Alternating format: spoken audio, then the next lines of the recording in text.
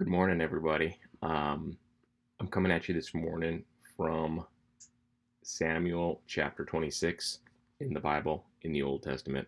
And this is some pretty funky stuff because in Samuel chapter 26, David spares Saul's life a second time. Yeah, he has the chance to kill him twice, and he spares him twice. Not going to go through the backstory on this. Let's just jump into the second time he kills him. He almost kills him, but doesn't, right? Now, in chapter 26, the Ziphites, they're living and they're hanging out, and they know that David and his mighty men are near them, or they're in the wilderness of Ziph. And they think that Saul should know this. And so, remember, David's on the run. Saul's trying to kill him. David's got a lot of followers, kind of the rejects and strongmen of society that are a little bit disgruntled, but they see something great in David, so they follow him. And so the Ziphites tell Saul where David is, and Saul grabs 3,000 dudes to go and get David and kill him. Remember, because Saul's a little paranoid that David's going to take over the whole shooting match, which is obviously going to happen because David has been anointed king. Only he hasn't taken the place of king. He hasn't sat on the throne. Saul is still on the throne. So Saul goes up. He's going to try and kill David. And look at what happens. Let's pick it up here in verse 5. David arose and came to the place where Saul had encamped. And David saw the place where Saul lay, and Abner, the son of Ner, the commander of his army. Now Saul lay within the camp with the people encamped all around him. Then David answered and said to Ahimelech the Hittite and to Abishai the son of Zeruiah, brother of Joab, saying, "Who will go down with me to Saul in the camp?" Now, basically, there's 3,000 people down there. They're all guarding the king. And David, he's got some serious guts. He's like, hey, who wants to go with me down there and die, right? I mean, you're talking about a level of guts and boldness that is on David, that is on a few other, not many people, right? And so he's just asking the question. I'm not telling anybody you got to come with me. I'm asking for volunteers. How many does he get? 150? 10? No, he gets one dude, right? Abishai said, I'll go down with you. Either he had a death wish, or he knew something that David did, or he had a boldness and he had a confidence in the Lord and in the anointing that he knew was on David to become king. He's like, yep, I'm your guy. Let's go. So David and Abishai came to the people by night, and there Saul lay sleeping within the camp with his spear stuck in the ground by his head. And Abner and the people lay all around him. Then Abishai said to David, God has delivered your enemy into your hand this day. Now therefore, please let me strike him at once with the spear right to the earth, and I will not have to strike him a second time. But David said to Abishai, do not destroy him, for who can stretch out his hand against the Lord's anointed and be guiltless? Think about that.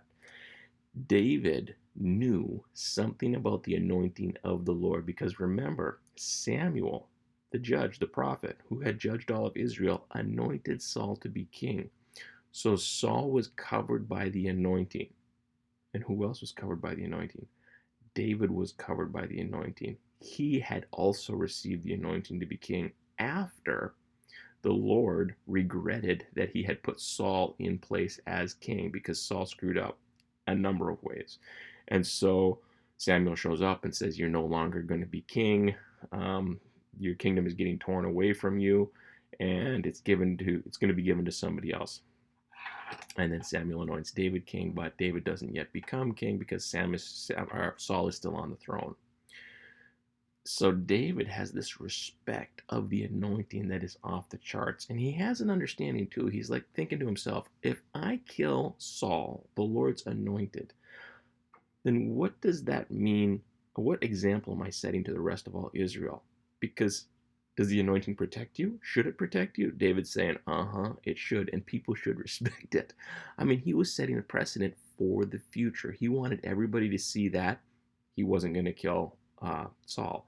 Not only was he not going to kill Saul, but David he had this fear and holy respect of the anointing over Saul. And he had that same fear and respect of it over his own life, right? So he says to this gutsy guy that goes up to him, as the Lord lives, the Lord shall strike him, or his day shall come to die, or he shall go out to battle and perish. And guess what happens, right? The Lord forbid that I should stretch out my hand against the Lord's anointed. But please take now the spear and the jug of water that are by his head, and let us go. Again, massive guts here. He's basically saying, Abishai, let's go. Let's grab the spear. Let's grab the jug of water. I'm at 3,000 people. Walks right through the camp, right up to the king, grabs the spear and the jug of water, and then splits. So David took the spear and the jug of water by Saul's head, and they got away, and no man saw or knew it or awoke, for they were all asleep. Because a deep sleep from the Lord had fallen on them, right? You got the prevailing wind of the Lord. You have the favor of the Lord. You have the Lord working for you. And David, he took the first step. Abishai followed, and then the Lord shows up, causes this deep slumber to fall on everybody, and grabs the jug of water, grabs the sword, and splits. Now what happens? Now David went over to the other side and stood on the top of a hill afar off, a great distance being between them. And David called out to the people and to Abner the son of Ner, saying, do you not answer, Abner? Okay, now this is David lipjacking Abner, basically the general of Saul's army. He's standing over there now on a hill with the spear and the jug of water belonging to Saul. And he's yelling, hey, can't you even take care of your own king? You sleeping? You tired? And then Abner answered and said, who are you calling out to the king? So David said to Abner, are you not a man? And who is like you in Israel? So he's like really, really smack jabbing Abner. He says, like, are you not even a man? Like, are you serious? Can't take care of your own king, sleeping right next to him? You little sleepy Abner? I mean, this is just man talk. One guy just smack jabbing another guy. It's serious. All right. Who is like you in Israel, Abner? Why then have you not guarded your Lord the king? For one of the people came in to destroy your Lord the king. This thing that you have done is not good. Again, just lipjacking Abner. As the Lord lives, you deserve to die. Because you have not guarded your master, the Lord's anointed. And now see where the king's spear is, and the jug of water that was by his head. And there it is. It's in David's hand, standing on the hill. I got the spear. I got the jug. I could have killed him. You didn't do your job. Then Saul knew David's voice and said, is that your voice, my son David? David said, it is my voice, my lord, O king. And he said, why does my lord thus pursue his servant? For what have I done, or what evil is in my hand? Now therefore, please, let my lord the king hear the words of his servant. If the Lord has stirred you up against me, let him accept an offering. But if it is the children of men, may they be cursed before the Lord, for they have driven me out this day from sharing in the inheritance of the Lord, saying, go serve other gods. So now do not let my blood fall to the earth before the face of the Lord, for the king of Israel has come out to seek a flea as when one hunts a partridge in the mountains. Big difference in tone. He's lipjacking Abner, and then Saul hears David's voice and says, hey, is that you, David? And he says, yes, my lord, it is me. And let me ask, why? Why are you here hunting me down, right?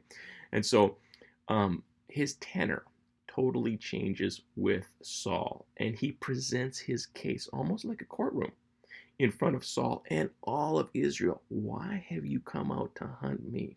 What's the real reason? Is it the Lord or is it men?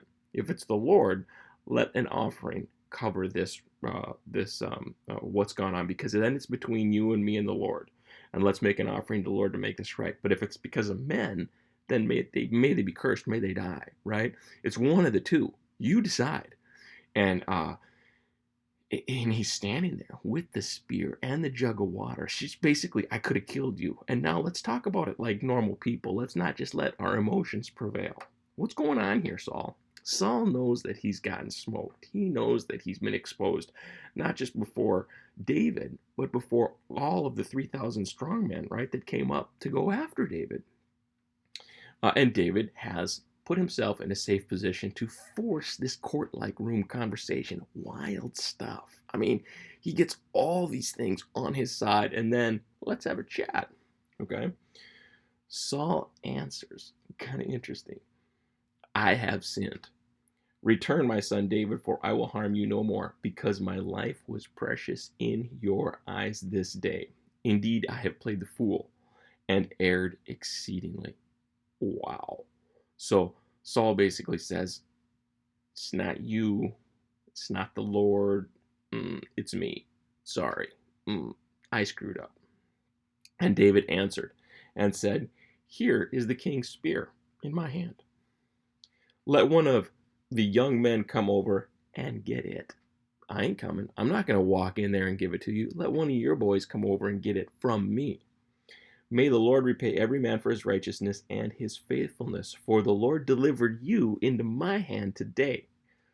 But I would not stretch out my hand against the Lord's anointed. See that? See that? It's again right there.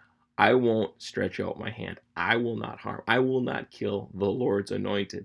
You're anointed, and I'm anointed. Samuel, same dude, anointed both of us.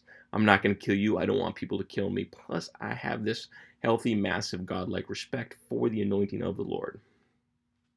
And indeed, as your life was valued much this day in my eyes, so let my life be valued much in the eyes of the, wait for it, Lord.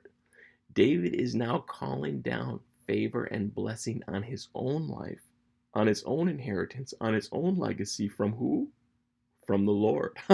He invokes a blessing in this courtroom drama from the Lord. He switches it from Saul, from the 3,000 people that are encamped, from everybody. He switches it now to invoking a blessing on his own life from the Lord. This is brilliant. This is masterful. This is David having an understanding and insight into the anointing of the Lord and the future and the destiny that God's placed on his life. So he says, let my life be valued much in the eyes of the Lord, and let him deliver me out of all this tribulation. So now he gives credit here to the Lord for, number one, causing the deep sleep to fall on everybody, and number two, for being the one who will deliver him out of all of this tribulation, all of this trouble. He knows it's not him. He knows it's not Saul. He knows it's the Lord that's going to bring him through.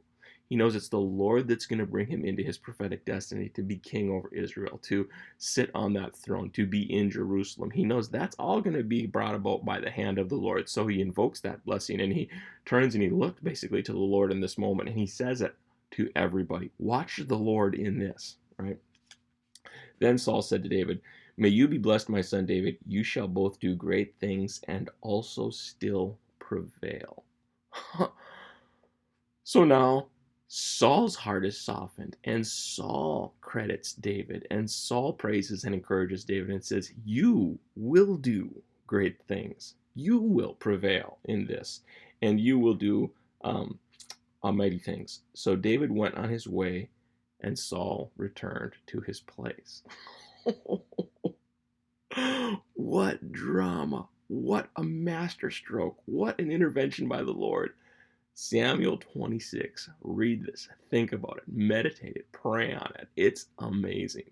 Have a great day, guys.